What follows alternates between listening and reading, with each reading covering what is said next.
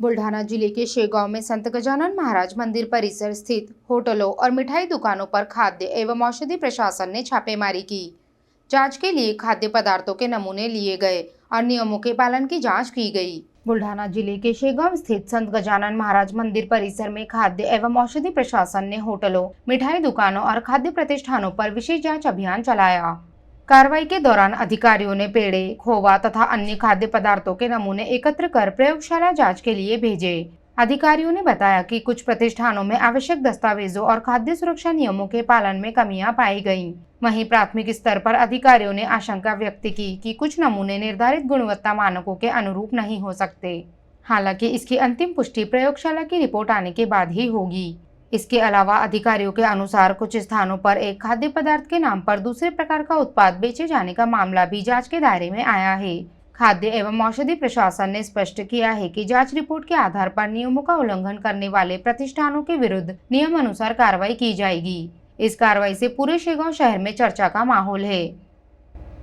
शेगावमध्ये अनेक भक्तगण बाहेरून येतात, तर एक तक्रार प्राप्त झालेली होती की शेगावमध्ये भेसळयुक्त पेढे किंवा प्रसादाची विक्री होत आहे, त्याच्यावरती ॲक्शन घेण्यात यावी।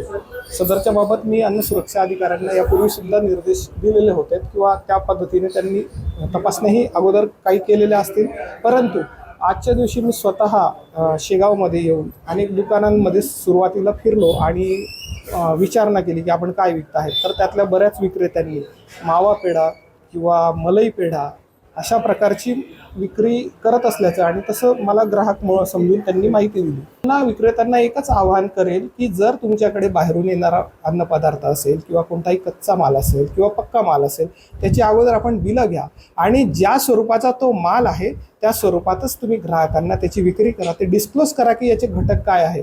त्याबद्दल प्रशासनाने किंवा शासनाने त्यांना कुठली बंदी घातलेली नाहीये की जसं मावा पेढा म्हणता आहात, मलई पेढा म्हणता आहात, तर ग्राहकाच्या मनामध्ये एकच गोष्ट आहे की हा दूध किंवा दुधापासून तयार केलेला आहे, परंतु प्रत्यक्षामध्ये जी विक्री होते आहे ती पाम तेल, साखर आणि स्किम्ड मिल्क पावडर म्हणजे दुधाची जी पावडर असते त्यापासून बनवलेला आहे। तर यामध्ये जे पाम तेल आहे त्याचा उल्लेख विक्रेते कुठेच करत नाहीयेत आणि अशा पद्धतीने इथे ग्राहकांची फसवणूक होत आहे आणि त्यामुळे ही कारवाई आता घेण्यात आलेली आहे आणि याचे नमुने लॅबला तपासणीसाठी पाठवले जातील आणि त्यानुसार आपण पुढची ॲक्शन यांच्या विरुद्ध घेणार आहोत।